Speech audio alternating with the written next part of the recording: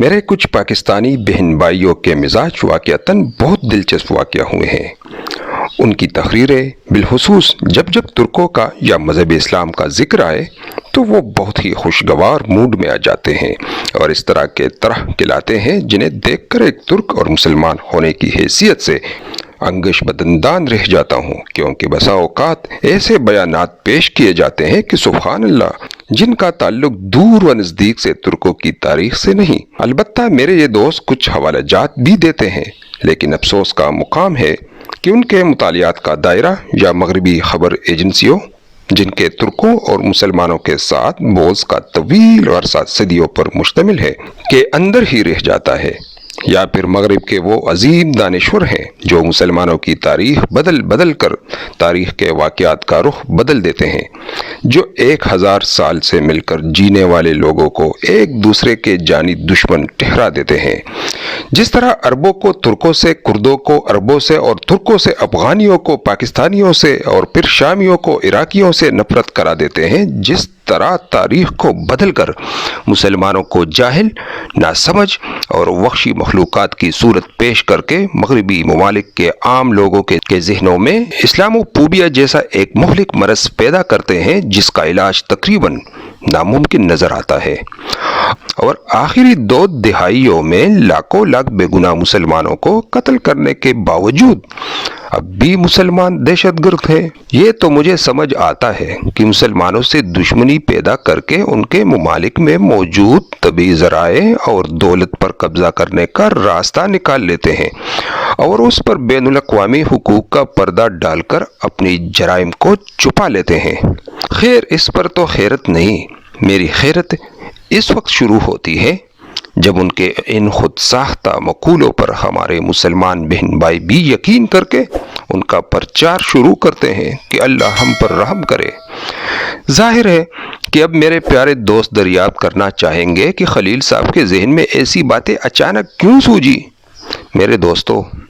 یوں ہی اچانک میرے آغاز گفتگو کا اصل سبب مشہور زمانہ ارطغرل غازی ڈرامہ کی وجہ سے پاکستان کے کچھ حلقوں میں پیدا ہونے والے بحث و مباحثہ کا ناقابل تفہیم طوفان ہے۔ یہ غیر ضروری سلسلہ جس کو سمجھنا اس غریب کی سمجھ سے بالا ہے، اس حد تک آگے بڑھ گیا کہ بات یہاں تک آ پہنچی ہے کہ کیا ارطغرل غازی مسلمان تھے یا بت پرست؟ یہ ایک ایسا سوال ہے جو شاید 7 صدیاں یعنی 700 سال سے سلطنت عثمانیہ کے عہد میں اور جمہوریت ترکی میں مذہبی یا غیر مذہبی، مسلم یا غیر مسلم کسی بھی شخص کے ذہن میں آیا ہو، لیکن نہ جانے کیوں یہ سوال ایک ڈرامے کے بعد میرے پیارے پاکستانی دوستوں کے ذہن میں آ گیا۔ اللہ خیر کرے۔ جب ارطغرل ڈرامہ کے میدان جنگ میں پاکستان کے مخالف آراء کے اصحاب نے تلوار بدست چھلانگ لگا لی اور مجھے ان کی تقریریں پڑھ کر یوں لگنے لگا کہ انہوں نے اپنے سیاسی اور تصوراتی مقدمے کی بندوق ارطغرل غازی کے کندھے پر رکھ کر چلانا شروع کی ہے۔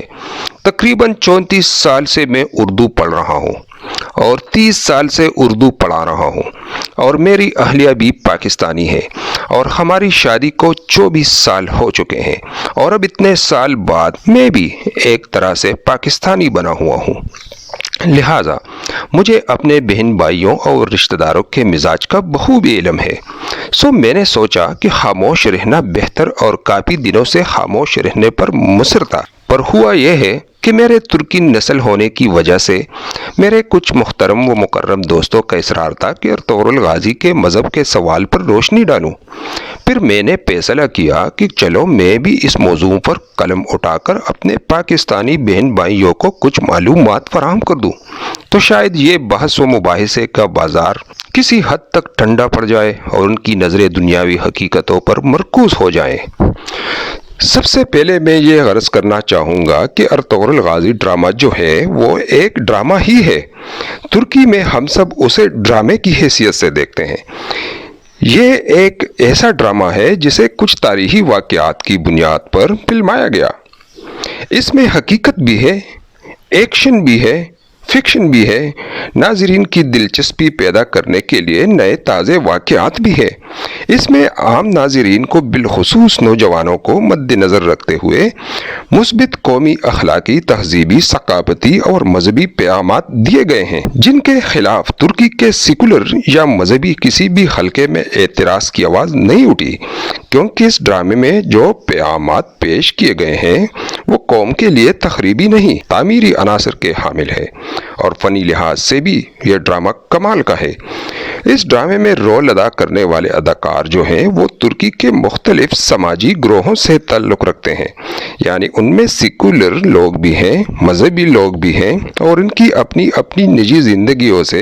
نہ ڈرامے کا تعلق ہے، نہ ہی ان اداکاروں کی نجی زندگیوں سے ہم ناظرین کو سروکار ہے۔ اس لیے میں بھی اپنے پاکستانی دوستوں سے مؤدبانہ التماس کروں گا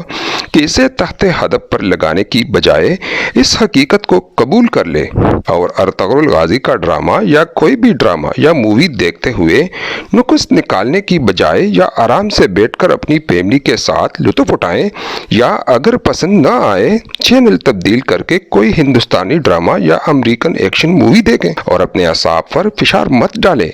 جس طرح یہ خاکسار کیا کرتے ہیں۔ یعنی اگر کوئی ڈرامہ یا مووی پسند نہ آئے، میری دوسری گزارش یہ ہے کہ کسی اور ملک یا قوم کی تاریخی یا داستانی ہیرو پر بحث و مباحثہ کرتے ہوئے یہ بھی مد نظر رکھیں کہ کیا آپ لوگ کے اپنے اپنے سیاسی یا تصوراتی مقدموں کو لڑتے ہوئے کی ہوئی باتیں اس ملک یا قوم کے افراد کو کس قدر رنجیدہ یا دل شکستہ کرتی ہیں۔ اب لیجئے، ارطغرل غازی وہ ہماری تاریخ کا ایک عظیم کردار ہے۔ عثمانی سلطنت کے بانی عثمان بیگ کے جد امجد ہیں۔ ان کے بیٹے جو ایک عظیم سلطنت کو قائم کیا ہے، ان کا نام اپنے ایک سکہ کے اوپر مرقوم کروایا ہے، یعنی اس کے مطابق سلطان عثمان کا نام یوں ہے: عثمان بن ارطغرل بن گوندوز الف۔ اس کا مطلب یہ ہے کہ عثمانی غازی کے والد کا نام ارطغرل ہے اور ان کے دادا کا نام گوندوز الف ہے۔ کچھ عثمانی تاریخ نویسیوں نے ارطغرل غازی کے والد کا نام سلیمان شاہ بتاتے ہیں، مگر یہ صحیح نہیں لگتا، اور جس طرح عثمان بیگ کے سکہ سے علم ہوتا ہے، ان کے والد کے نام کا گوندوز الف ہونا زیادہ قابل یقین ہے، اور اس پر شک کرنا ایسا ہے جیسے آپ سب کے شناختی کارڈوں پر لکھے ہوئے اپنے اپنے والد کے نام پر شک کریں۔ اور یہ سوچئے کہ کیا یہ ممکن ہو سکتا ہے کہ ایک بادشاہ نے اپنے نام کے سکے کے اوپر اپنے والد اور دادا کا نام غلط لکھوایا ہو؟ میرے خیال میں ہرگز نہیں۔ ارطغرل غازی کے جد امجد ترکوں کے اوغوز نسل کے قائی نامی برادری یا قبیلہ کے خلیجیے سے تعلق رکھتے تھے، اور اناطولیہ میں فتوحات اسلامیہ کے افتتاح کے دوران سلجوقی سلاطین طغرل بیگ اور الپ ارسلان کے سرداروں کی سرگردگی میں غزوہ و فتوحات کی عرض سے اخلاط کے علاقے میں آ گئے، مگر کچھ عرصے بعد منگولی یلغار کی وجہ سے اس علاقے سے مشرقی اناطولیہ کے شہر ماردین کی جانب آئے، مگر پھر منگولی حملوں کی وجہ سے گوندوز الف اور ان کی زیر کمان ترکمان قبائلی مغرب کی طرف روانہ ہوئے۔ وہ موجودہ ترکی کے شہر پاسنلیر پہنچے تھے کہ گوندوز الف بیمار ہو کر انتقال کر گئے، اور ان کی جگہ ان کے صاحبزادے ارطغرل قبیلہ کے سردار بنے۔ پھر ارطغرل بیگ اور ان کے بھائی دوندار بیگ کے ہمراہ مغرب کی جانب روانہ ہوئے تھے کہ 1230 میں سلجوقی سلطان علاء الدین اکباد اور خرزم شاہی فوجیوں کے درمیان ہونے والی جنگ میں جبکہ سلجوقی فوج شکست کھانے والی تھی، ارطغرل بیگ نے سلجوقیوں کی مدد کی اور جنگ کا رخ بدل گیا اور سلجوقی فوج کی جیت ہوئی، تو سلطان علاء الدین اکباد نے حلغت اور ان کے قبیلے کے آباد ہونے کے لیے انقرہ کے نزدیک قرہ جداح کے علاقے کو عطا کیا۔ کچھ عرصہ اس علاقے میں رہنے کے بعد سلجوقی سلطان علاء الدین اکباد سے اجازت لے کر مغرب کی جانب سفر کرتے رہے اور سوغوت کے علاقے میں آباد ہوئے اور ادھر سے بیزانتینی علاقوں پر حملہ آور ہوتے رہے۔ ارطغرل غازی اپنی زندگی کے آخری ایام میں عمر رسیدہ ہونے کے سبب اپنے قبیلے براہی اپنے صاحبزادے عثمان بیگ کے حوالے کیے اور 90 سال سے زیادہ عمر پاک بمطابق 1282 انتقال کر گئے۔ ایک ایسے مجاہد جو اپنی زندگی کے آخری ایام تک فتوحات اسلامیہ کی خاطر جنگ و جدال میں مصروف رہے، جن کی قابلیت اور صلاحیت کے داد سلجوقی سلاطین نے بھی دی ہوئی ہے، ان کی بہادری کو مد نظر رکھتے ہوئے ان کو اپنے قبیلے کے ساتھ آباد ہونے کے لیے وسیع علاقے عطا کیے ہوں اور جن کو ایک اسلامی لقب عازی دیا گیا ہو،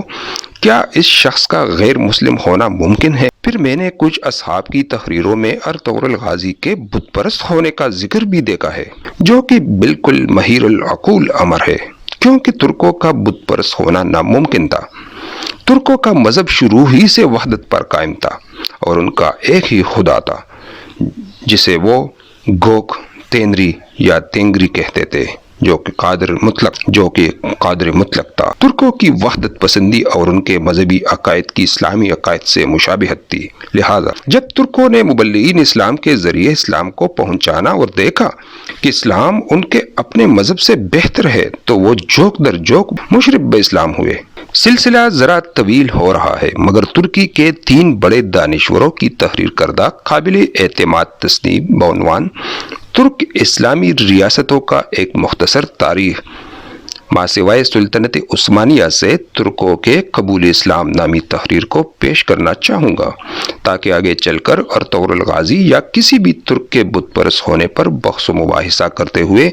مد نظر رکھا جائے اور چند ایک مغربی مصنف اور ان کے حوالے دے کر غلط معلومات پر مبنی ترکوں کی تاریخ ایجاد کرنے والوں پر